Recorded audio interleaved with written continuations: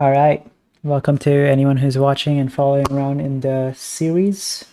We're on day 6 of 100 Days of ML challenge, and today we're going to go over machine learning deployment using Kubernetes. Kubernetes, I'm not sure how exactly you pronounce it. I think there might be different pronunciations. But, okay, so yesterday we finished up Docker and Docker deployment. Hello, everybody who's watching. And let's see. Okay, so we created a Docker file for the Flask app. And then using that Docker file, we built a Docker image. And then we pushed our image. Oh, actually, we didn't push our image to Docker Hub because I don't have I'm not sure what my Docker account is. So I have to figure that out. I should make a note of this somewhere. I'll just keep a mental note for now. Okay, so today we're going to look at a variation, I think, of Kubernetes. I think Kubernetes, like I was doing the reading about 30 minutes ago. Let's see, let's go to the book.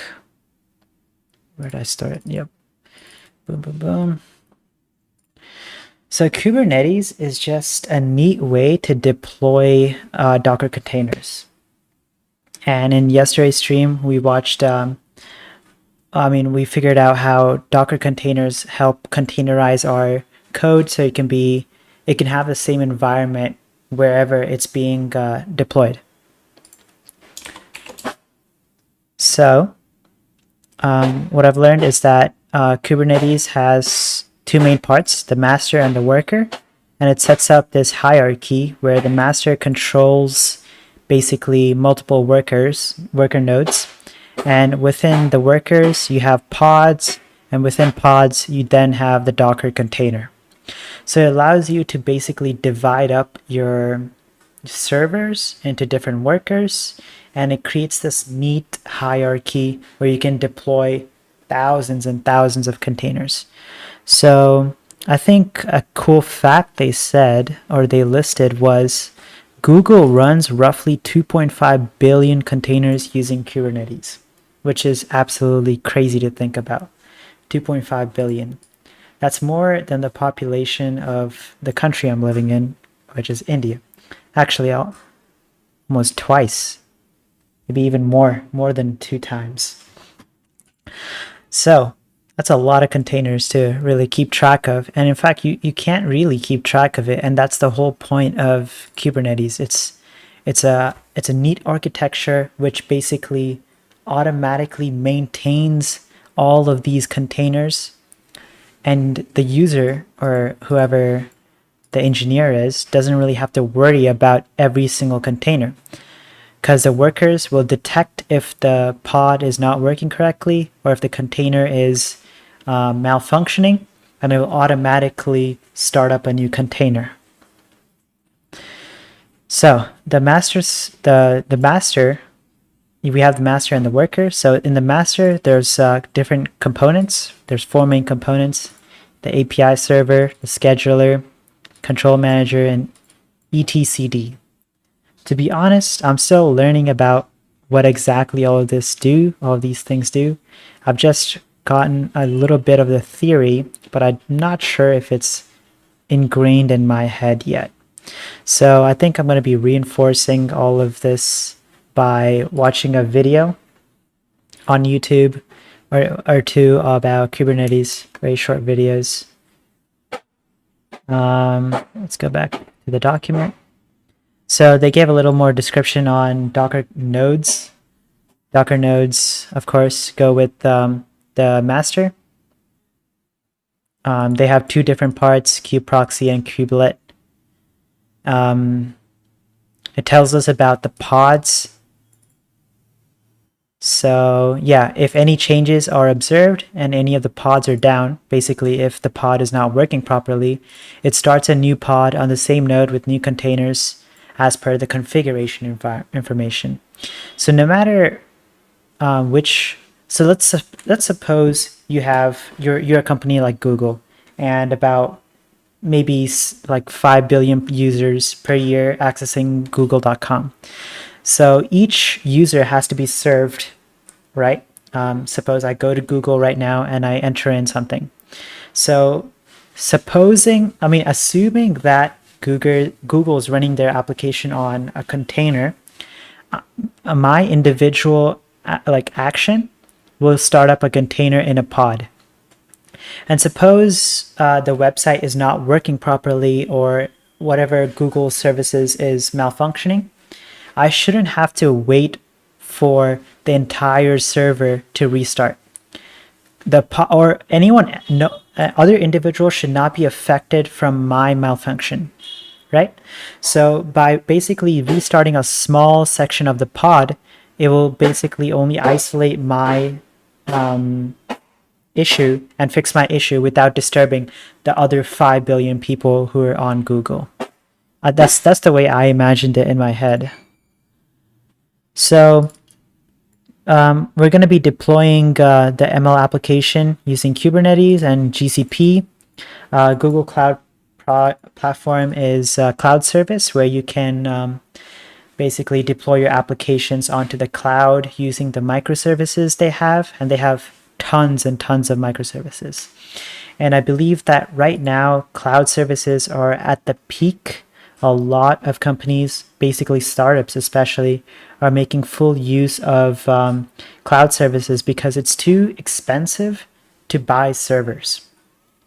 So why buy like expensive hardware when you can rent a certain part of it on Google for basically less than like a couple cents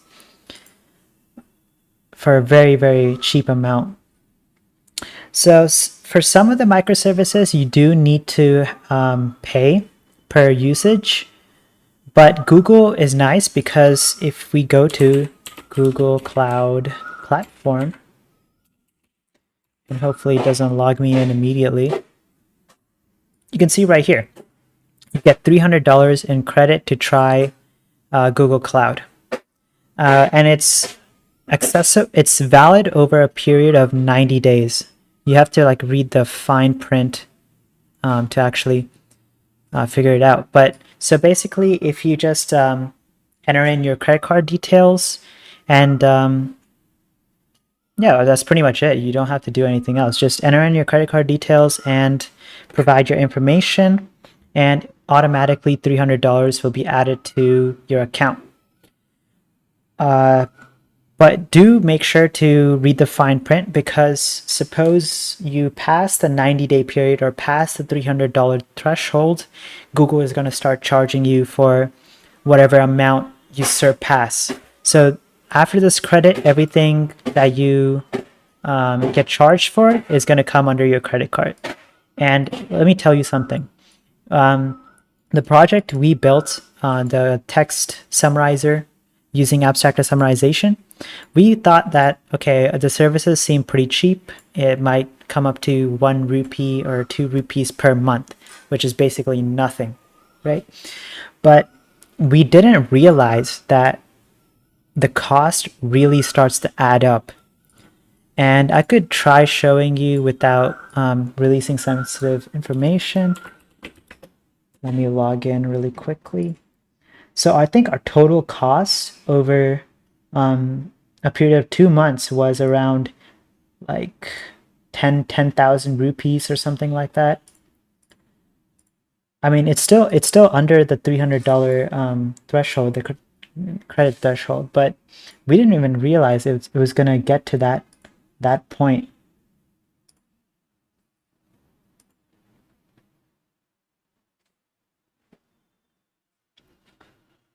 Okay.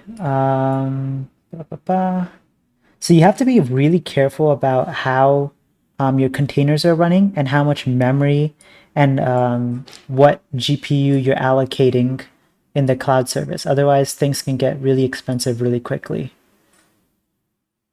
Okay, let's see. Where's the total cost?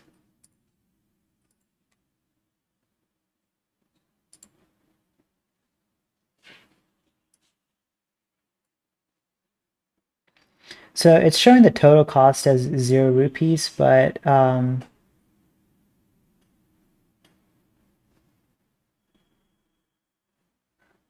not sure where I forgot where it is.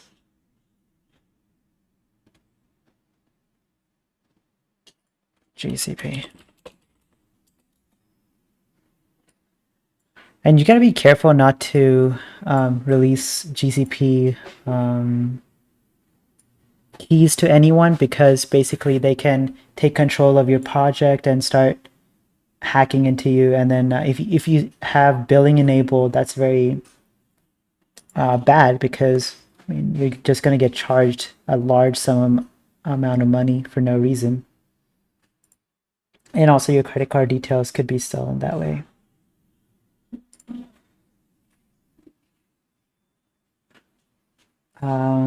Okay, I'm not figuring out where.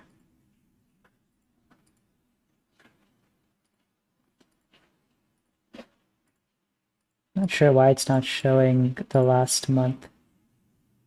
Okay, so I think I got charged 3,000 rupees,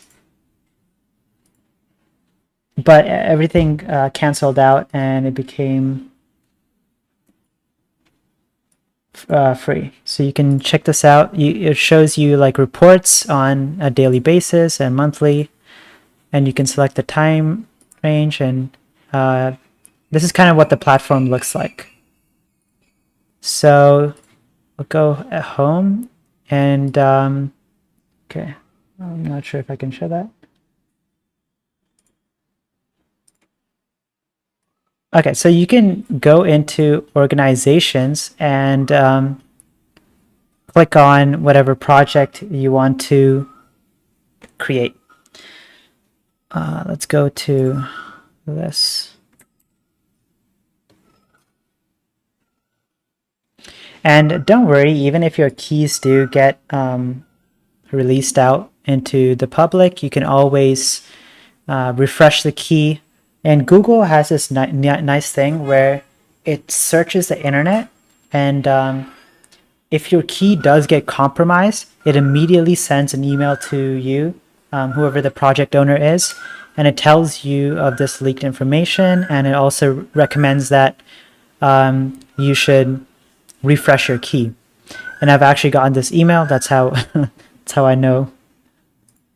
But one of the projects I was leaked the key for was very, very small. It didn't really matter. So what we're going to do is first create a project in GCP. And we can do this by going to this tab next to GCP after you create an account. And also, I recommend, if you're creating an account, that you sign up for the free credit by providing in your credit card.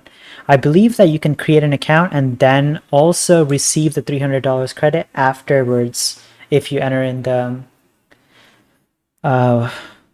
credit card details. If not, just make another email. For me, I unfortunately failed with my original email, so I ended up using my college email for billing. Okay, so it shows you on the dashboard your projects that you're working on. So you can also create a project, or you could come here and then create a project here. Okay, and then right, it says we have a quota. I'm not sure if I ever saw this before. It's interesting.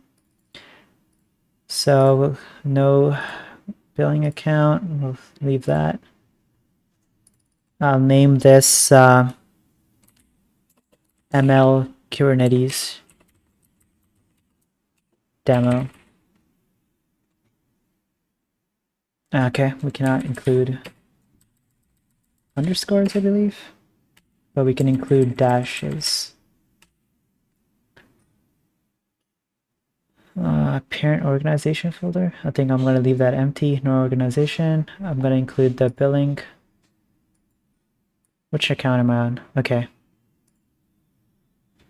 Maybe I do have to select.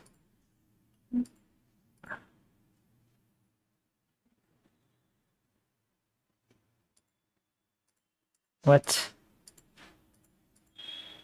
Can I not create a project using this? I have to sign in into my other account. So if you do use the college email, I think there's some restrictions. Yeah, especially with this quota. I'm not sure I've ever seen this before. I think it only comes under the college email, the edu. Why can I not select new organization? Or does it have to come under PES? I don't want to do this. So what I'm going to do is sign into my personal email and then create the project using that.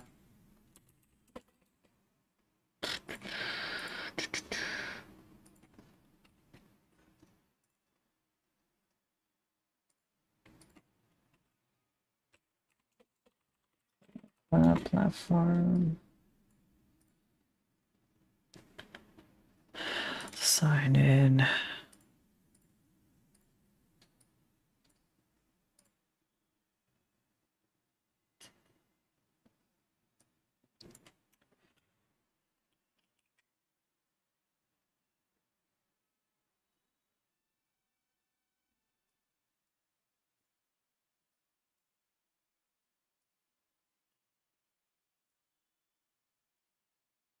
Okay, let's go to the console and create a new project. Okay, let me go to home first. Okay, you might have something like this, right? If you have a project created, you're going to see a dashboard and all of this information. If not, you can create a project. I think usually they say they give you a starting project, but you can create a project. And I'll name this ML. Demo. Cool. No organization. I should be able to create it. Cool. So we've created our GCP project. And now, what's next? Yep, you saw this. We hit create. We get information about the project. Okay, so what we're going to enable is container registry API. And I believe this just holds the Docker images within GCP. So, where is it? This tab, you can check. Let's just search it up. Container registry API. And we have to enable billing. So for that, I need to go back into my other account.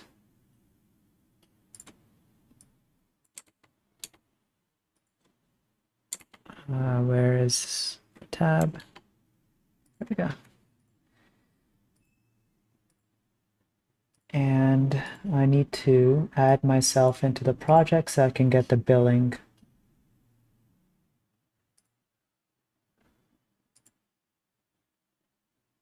Kubernetes.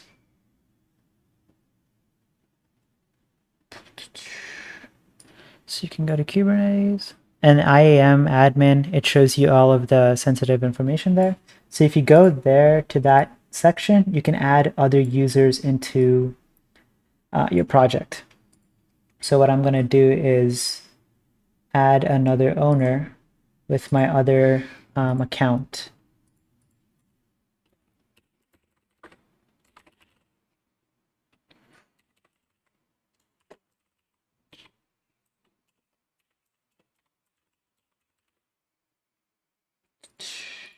I'm going to select the owner as, the role as owner. So it looks something like this. You could add a member and you enter in the members who you want to add, and you can give them roles. If you don't want to give them full ownership, you could also give them specific roles in the project. So when you have something like a huge application and you're a big company or you're a startup and you have engineers working under you, you can have your engineers have specific sections of the application without compromising your entire code base to them.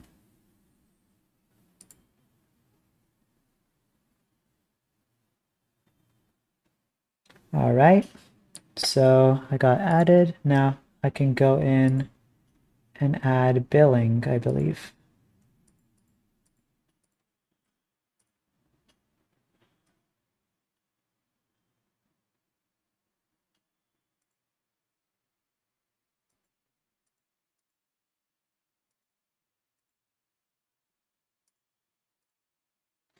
Okay, I have to log in to my email and confirm.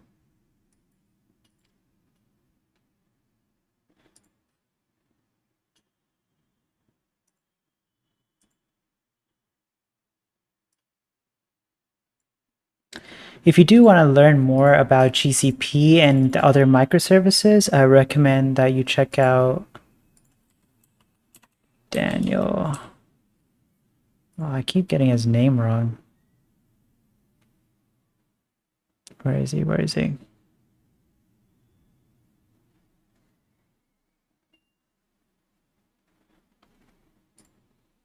This man's right here. He has a wonderful series of ML videos and also deployment processes and a lot about deployment and how GCP works. And he takes you through the whole step of setting up a project and deploying an ML application onto GCP.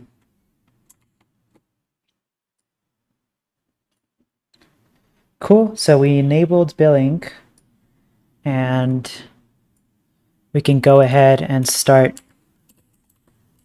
enabling the APIs now. So some of the APIs are restricted, some are free. So for example, container registry, we have to enable billing to utilize this API.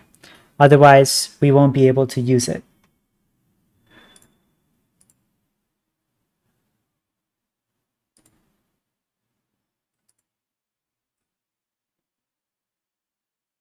And the moment you do initialize an API which requires billing, it's going to start charging you for how much ever amount or whatever the price is that they operate at. So you want to be careful with what APIs you enable and what APIs you actually need. All right, next, let's see, container registry. Yeah, so we got this image with enable billing. And then after this, we get this confirmation. And next up, we're gonna enable Kubernetes Engine API.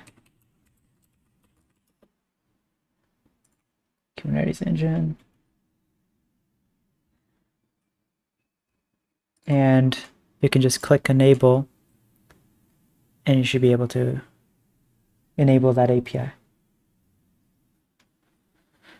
So next, I think we're going to use the Cloud Shell to, let's see, what are we doing here?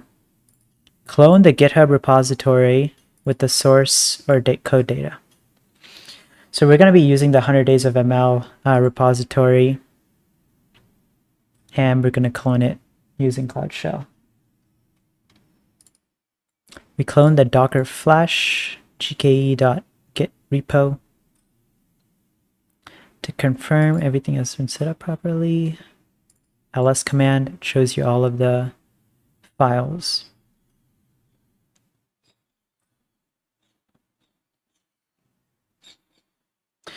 Okay, so I think what we could do is utilize the same application that we used to build the Docker image, which is our Flasker app.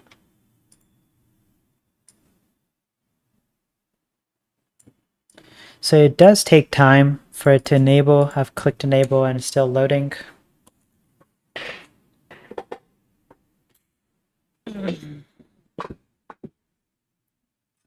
All right, cool. Now it's started. So let's go into our Cloud Shell here. Activate Cloud Shell.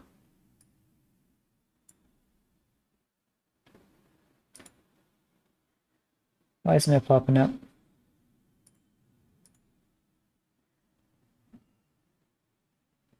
Where did it go?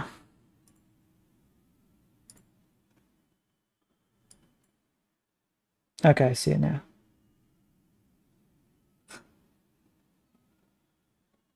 So you get a small message at the bottom.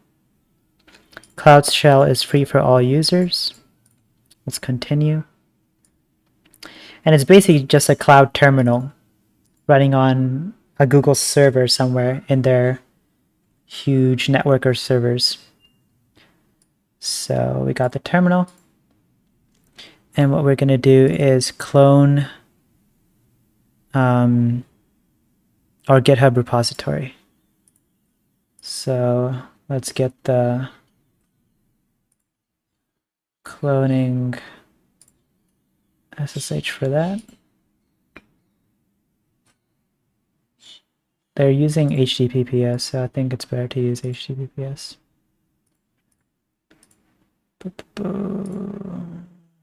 Where is it? Here.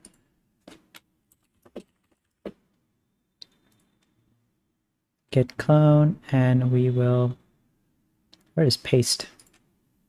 Did I not copy?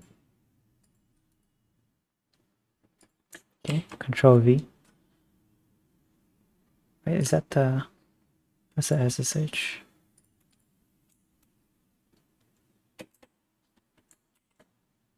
Ah, man, there's no space. Git clone space, okay. There we go. Wow, that was really quick. It unpacked, and we can do ls, and we can see our repository here. So next, yeah, we confirmed. Next step is to create some of the environment variables to keep the deployment consistent. We declare the project ID variable created at the start. To build the Docker image using the Docker file inside of our directory. So if we go to Flask deployment, oh, I have to update my repo by pushing my local code challenges 100 days of ML. Git status, git add everything. Okay, we were unable to add something. Bash history. Permission denied. It's fine, we don't need to add that. Flask app deployment.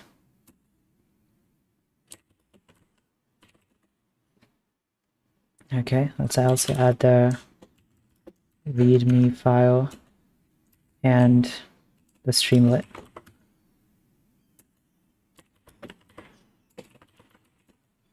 Okay, git commit. Let's do updates. Currently on day 6. And push our code.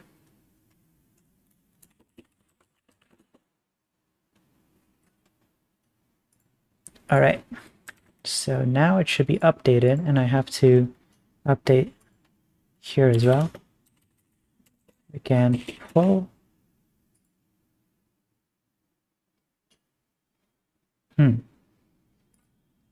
Right, I'm not logged into GitHub here, so it won't be able to pull. Okay, let's cd into our, and then git pull. There we go.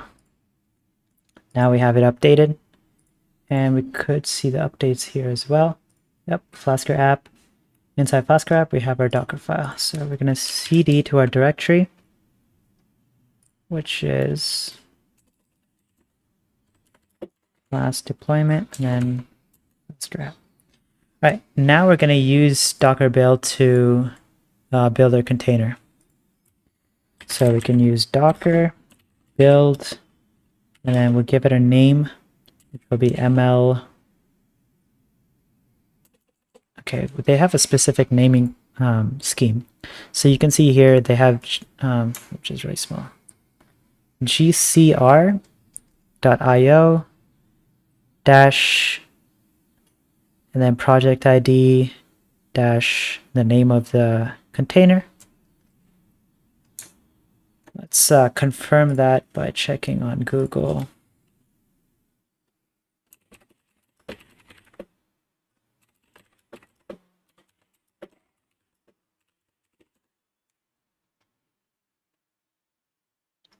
Building containers. Let's read both of these. So we could build it externally using our terminal, using a gcloud. Oh yeah, but here's the naming convention. So it's gcr.io, your project ID, which will be displayed on your dashboard, and followed by the name of your image and a tag. So we're going to do that here. So docker build -t gcr.io, and then I believe my project should be, let me confirm, project ID, and then you have to specify the ID of your project. Mine would be something like this, I believe. But why do I not have numbers?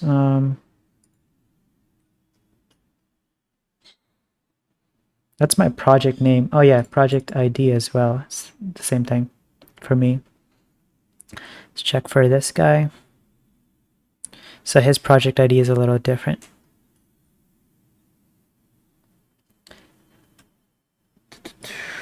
Okay.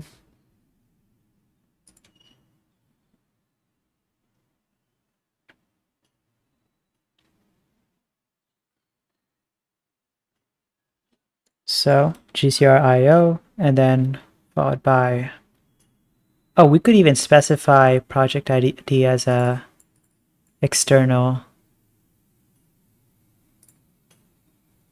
I think that's how they did it. Okay, so we'll export the variable and then use it like that too. So we can do export project ID is equal to, and then use your project ID.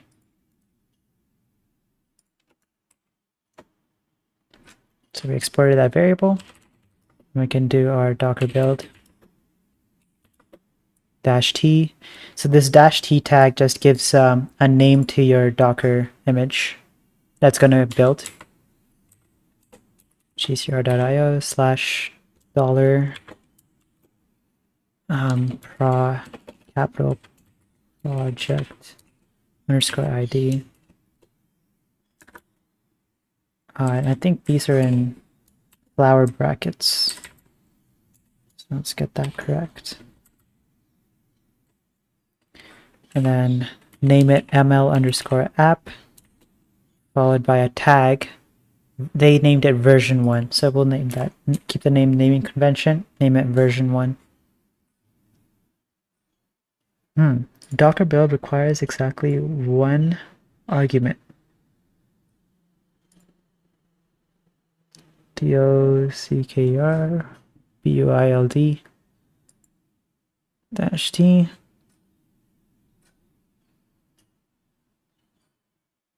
Build an image from a Docker file.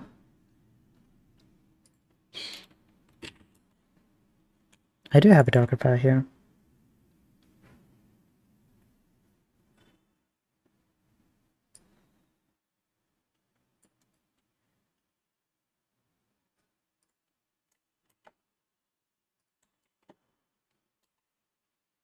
Search up what's wrong with this.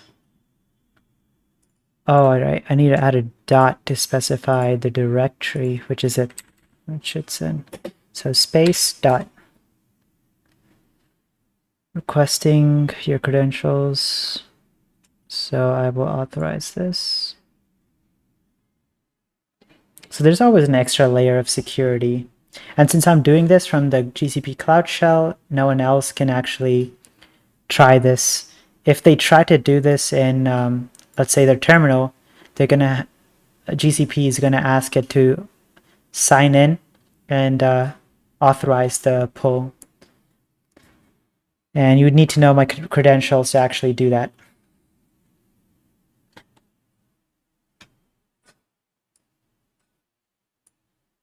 So let it build the container.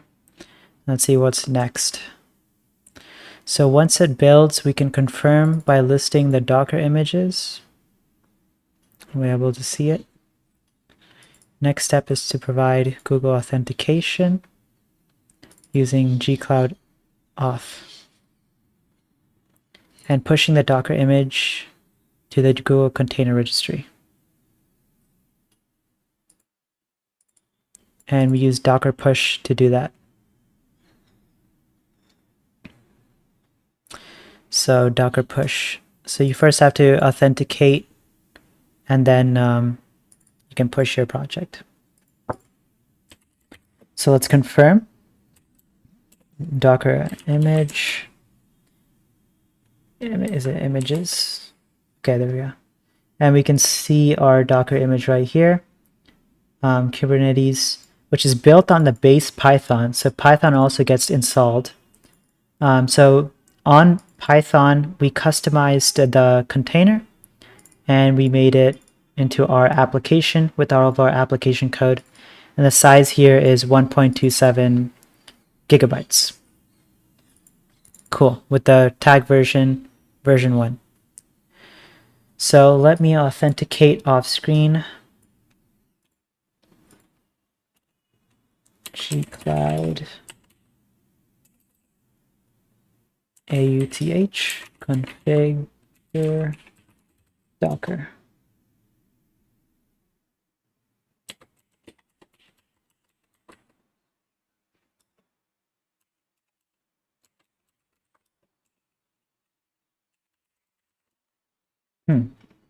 Command not found. Let me check why that is.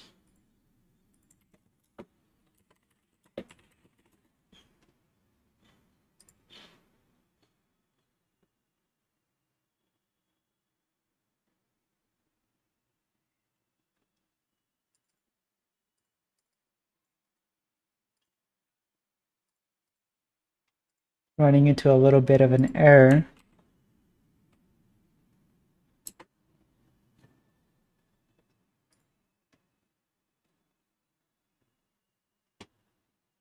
Not sure why it's saying command not found, but I'm going to search it up on the internet. Try to debug this.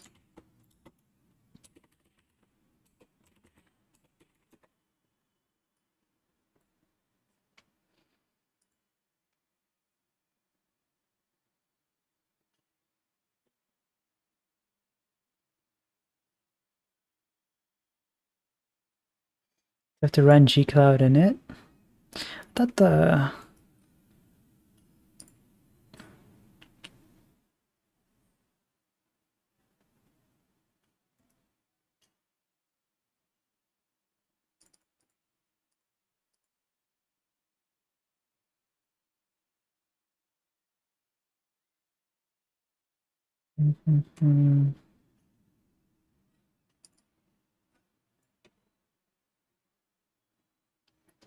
authentication using Cloud Shell is what I'm trying to figure out right now. For some reason, it's not really working the way I expected it to. Or did this command like change in the past whatever, like few months since it was created?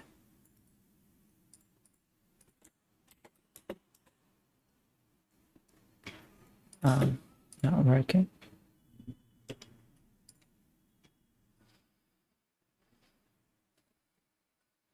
gcloud. So I think they say gcloud of it. Oh, is there a space here? Is that what's going on? I think there's a space. Let me try with the space.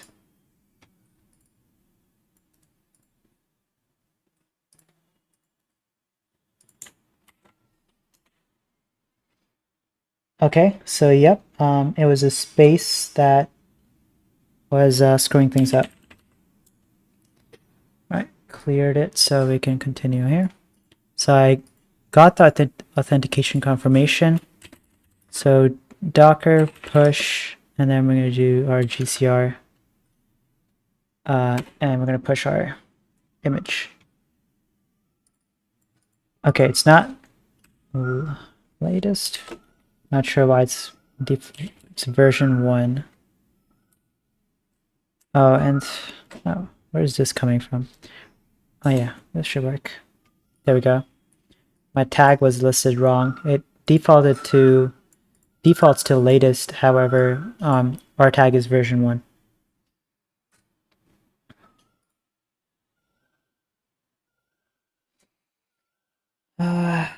Right.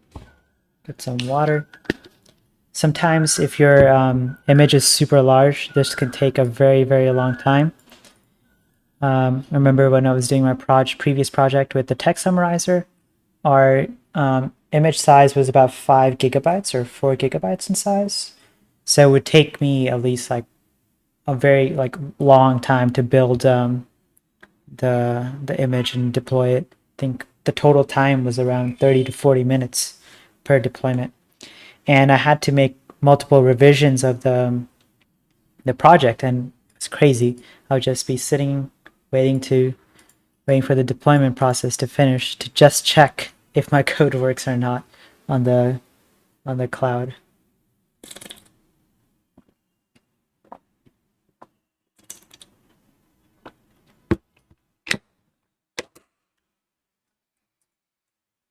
I hope your projects, if you guys are following on with the series, I hope you guys are continuing with the 100 days and maybe documenting your code on GitHub.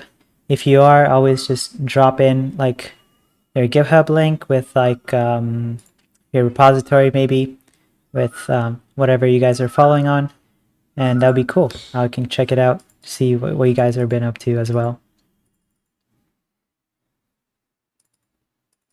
Cool. So we got pushed, and we can check the image exists on our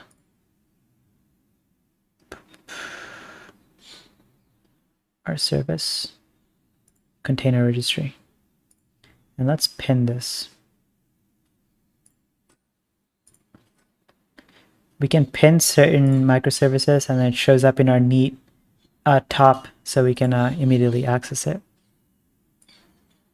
And we can see here, images, we have our ML app version 1, which just got created 7 minutes ago and uploaded right now. So that's cool. All right, what's next? Now that we have Docker image into container registry, we can set up other configurations. We can set up the project to the project ID. We set the project to the project ID and the compute zone, and create 2 small clusters called ML cluster. So our compute zone will be a little different since we are in Asia. We can check our Google compute zones to see what we fall under. And I think we fall under like something like Asia, East Asia. East Asia 1 is what we're going to use, actually. I mean, this should work. This should be fine. So the server is located in Taiwan, but I'm pretty sure most of Asia can use it. Not sure. There is a Asia South, which is located in Mumbai, but I'm not sure if Asia South is a free zone. Some of the zones are like extra. You have to pay extra. So you want to check the pricing. Yeah, so there's limits on them.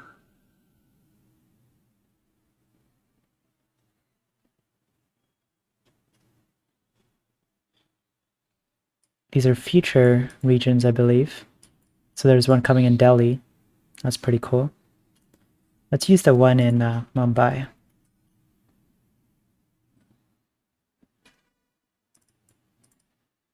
Asia South 1-A.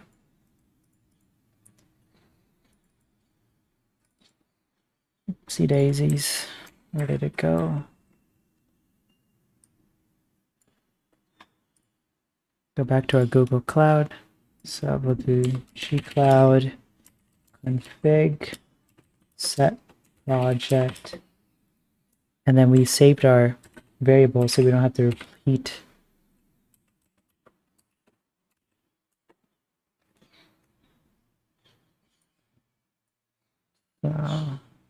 See the output here. So it updated the property. And we want to set the zone next.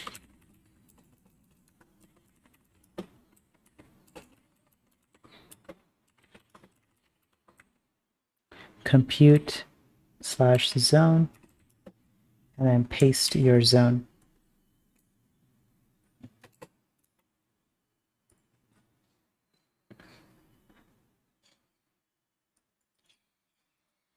The one I'm going to be using is Asia South 1A. So it lets you know by updating property. Next, we're going to create clusters. So gcloud container clusters create ML cluster num nodes. So we can set the number of nodes, and I guess like nodes are kind of like workers, right? I mean, we were reading out on them. There's a neat diagram here. So this is a worker, and I believe it's also analogous to a node. Not sure if it creates two masters. So enter. If you go to the Kubernetes and select clusters, we can see a new cluster starting up with one master node and two worker nodes. So yeah, specifying number of nodes also specifies the number of worker nodes. I think that's what we're doing. And then we can go to the Kubernetes engine. Once this gets deployed, it should show the cluster here.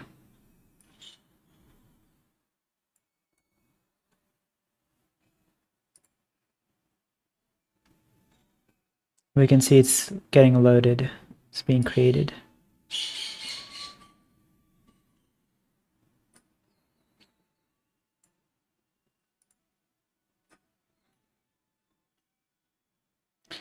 So next up, we can deploy the Docker containers and run our ML application using the base Docker image. Make the create deployment command and pass the specific image location as input. So this is the Kubernetes CLI. So for Docker, it was Docker. For Kubernetes, is kubelet L. Create deployment, and we're going to specify the name. We're going to specify the image location. Expose deployment. Type load balancer port 80, target port 5000. So what's this? So create deployment creates the cluster. Oh no, it deploys the container. Then we can expose the deployed app onto the port 5000, and port 5000 is what we specified. If you guys don't remember, what we specified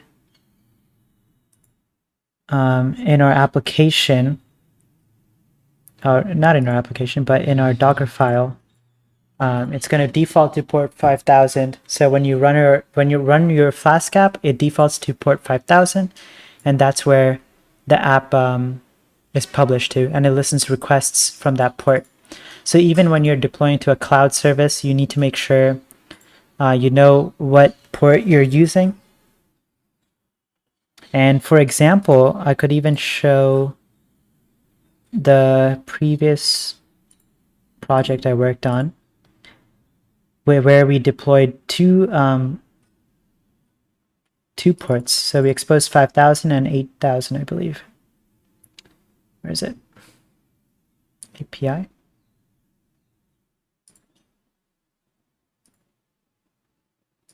I might be on my GitHub. I'm not on the right branch.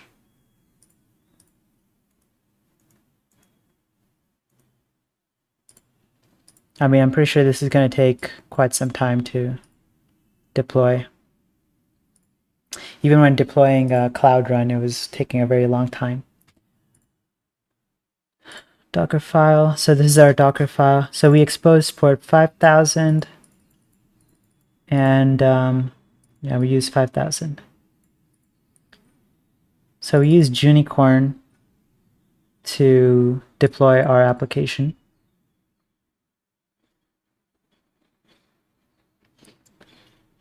Also, the base container was Python 3.7. And this is kind of like the Flask application. So we can see here we specified port and port 5,000. I believe this website should still be up. Oh, wait.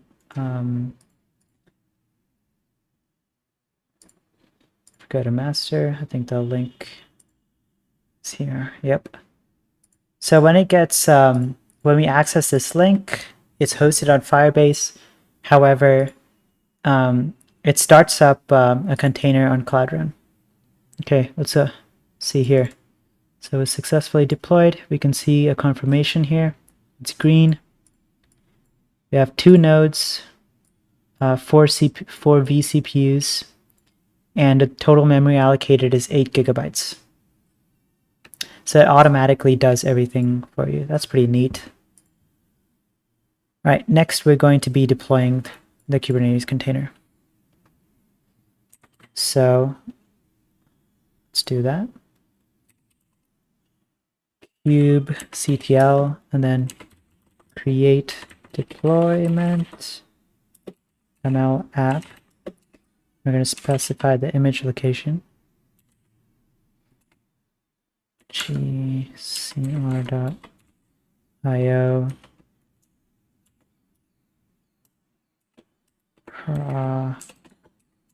project ID ml app, and our tag is v1.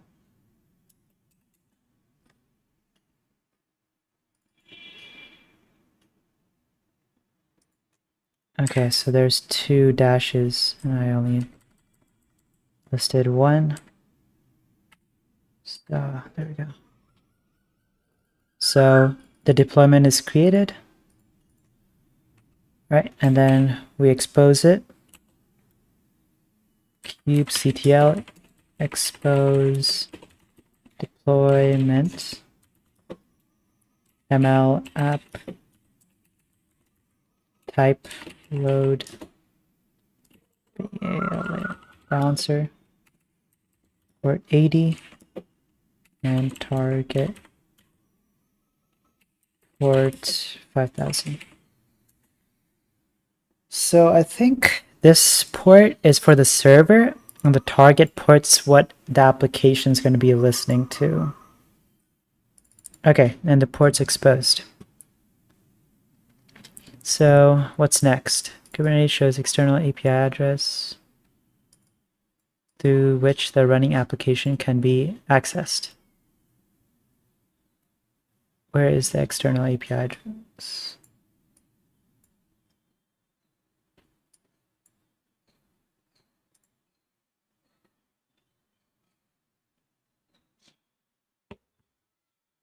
Oh, it's specified here.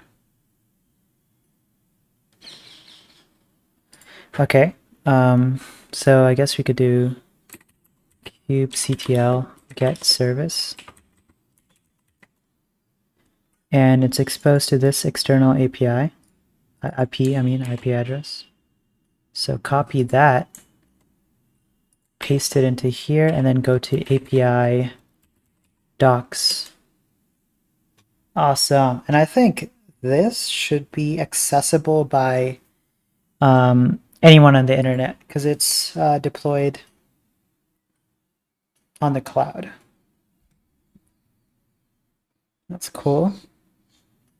So we sort of saw how to use Kubernetes to deploy an application on the internet.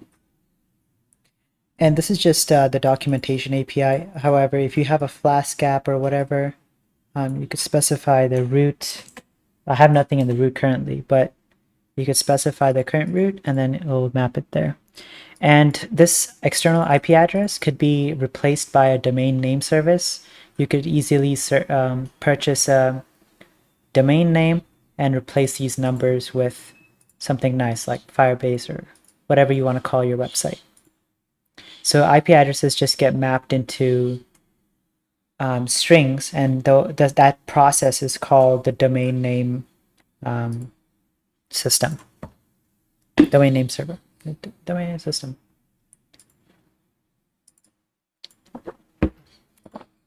Successfully deployed using Kubernetes on GCP. So there's various components such as model management, load balancing, and security, other while deploying an app. But the core idea is to represent a framework which you can understand the process and add more levers based on the complexity. So right now, I guess we have the very basic version with no management, load balancing, and all of that stuff. It's very bare bones, I guess.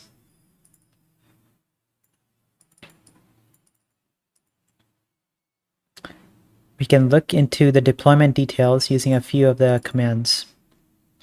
For example, we can get the active pods using the deployment command, and the same information can be viewed on the workloads tab. So we could go back here and then kubectl get deployment, and it tells us we have one pod, I guess, age 4 minutes ago. So when I access this external API, I got one pod that was ready to go. Active pods.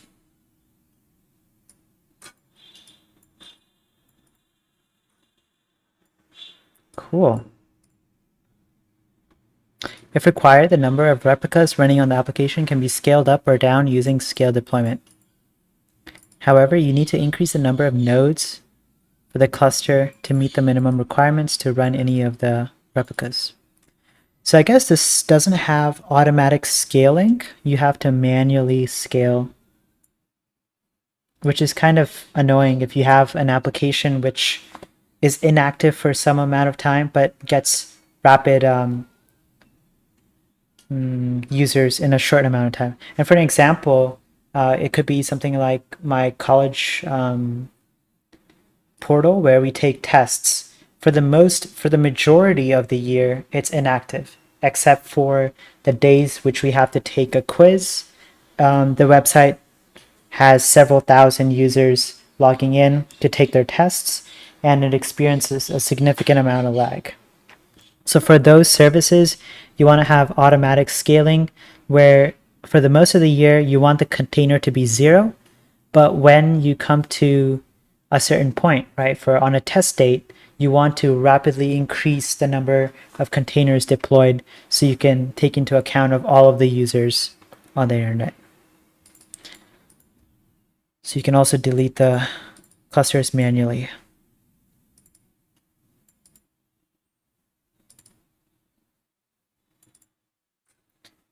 Okay, cool. So it's advisable to delete project-related files, image, and data once the project process is complete to avoid any charges. So yes, I think when you're storing your images on GCP, you get charged for that storage. So in our container registry, we currently have one image, right? And it's the size of, I believe, 2 gigabytes, 1.5 or something like that. For storing this image on GCP, you'll get charged a certain amount. So if you don't want that and your application's already deployed, what you could do is just delete this image. And this doesn't really affect your application per se, because you already deployed it onto Kubernetes. Okay, well, that's the end of this book. Awesome. So I think this book was kind of mostly just a revision, except for Kubernetes, which was kind of interesting. I learned a lot about how to deploy Kubernetes on GCP, which I didn't know before.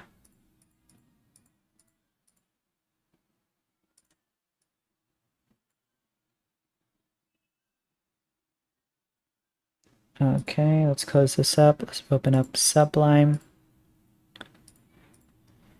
README.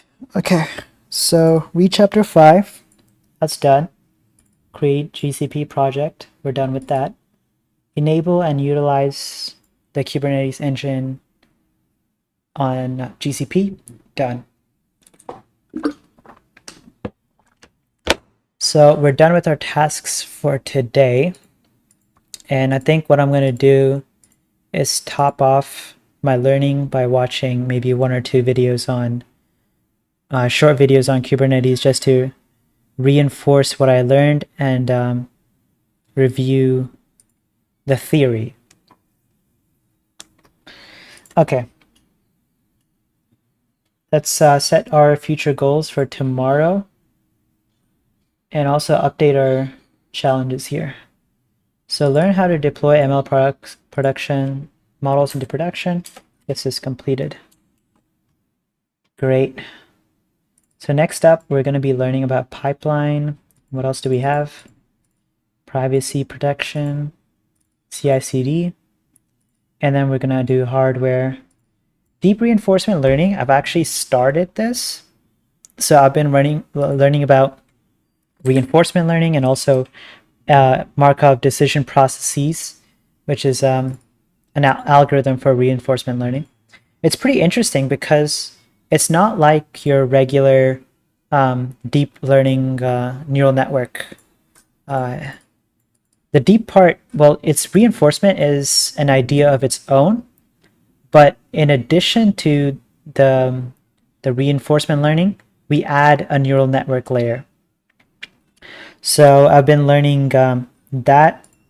I have to find good books on this. I think if I find a good textbook, which is really short and easy to read, I'm going to start on that as well. General learning, AWS microservices. So we know GCP. I think I needed to get into AWS. Cool. Okay, scripting. What I'm going to do tomorrow is I have this. I'm going to go over scripting. So basically, scripting is really important once you join like a company, and you have to kind of manage your code in terms of writing the documentation and all sorts of other things for it, which I'm not even sure what these things are. Like setup.py files. This is for packaging, documentation. We could create doc strings. We could also create mkdocs. Let's see what else. Logging. So all of this information is like very crucial, especially when you're working in a large scale company. They expect you to know these things. So let's do this. I'm gonna read scripting on this website. So read topics under scripting from Made with ML.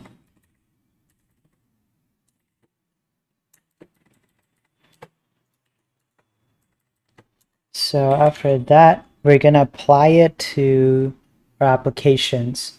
So I'm going to try to go into this and then write the doc strings for everything and create documentation for these projects that I've completed.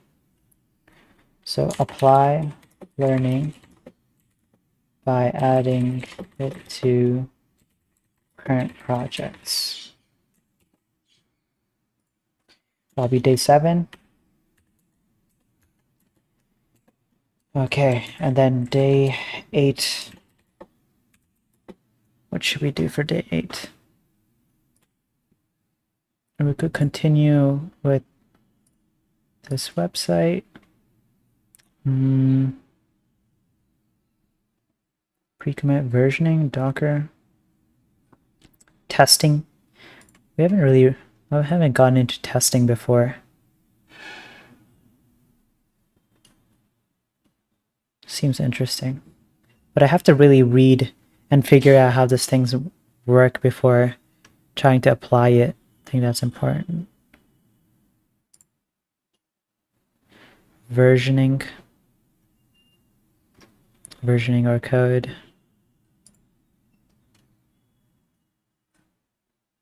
Pre-commit stuff. I want to learn about, actions. GitHub Actions. I think I saw that somewhere. Oh, that's CI/CD. Right, GitHub Actions. Let's see. We also have another textbook that we could go over. Either pipelines or building applications. I might choose one of this and then start reading up. So, and I have to be careful because I need to allocate time for my internship, which has started. I'm very excited about that. I got to meet with my guide today, and it was a very great experience, and I'm really looking forward to this internship. It's awesome. If you guys are in CS or if you're doing engineering, I definitely recommend emailing professors who are really experienced in their field and working under them for a summer. It gives you an incredible experience, especially if they're really good at their domain and they have like projects that align with what you want to do. It's definitely a great experience if you want to do research and if you just want to like get into or master your domain or whatever you want to do, whatever specialization you want to fall under. So make sure you're utilizing your summer. I think for now I'm going to leave day 8 empty until something comes to my mind. Most likely we're going to start the ML pipeline book.